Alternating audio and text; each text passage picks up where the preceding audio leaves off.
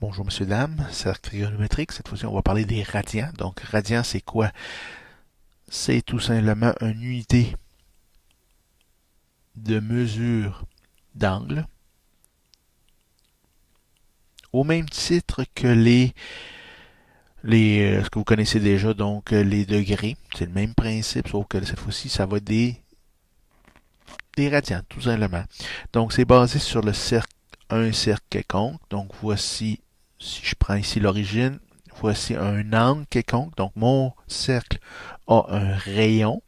Et l'angle formé entre les deux rayons, c'est ce qu'on appelle θ et c'est en radian. Donc, c'est ça que ça représente tout simplement. C'est basé, donc, comme je l'ai dit, c'est basé sur le cercle.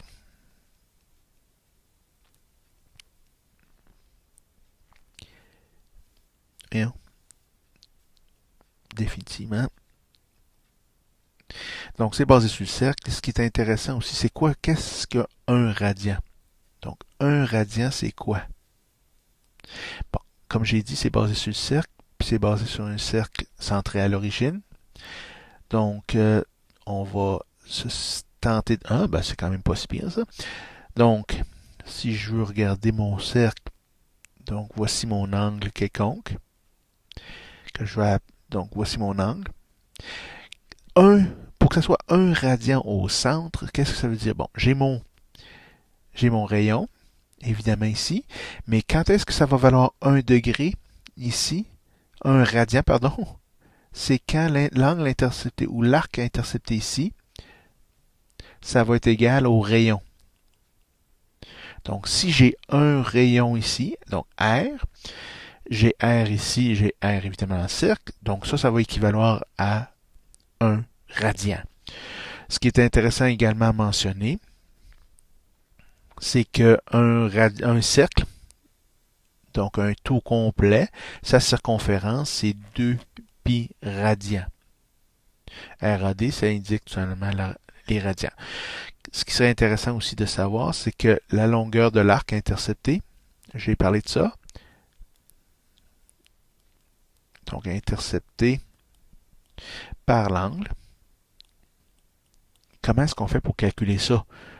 Donc, ce que je veux dire par ça ici, on me donne un cercle ici, voilà.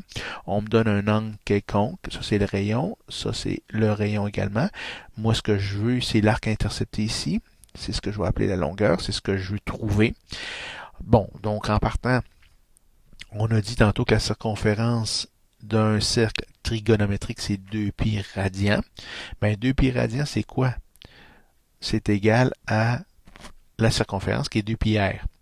Moi, ce que je cherche dans ce cercle-là, je sais que je cherche un angle quelconque au centre qui est ici, que je connais.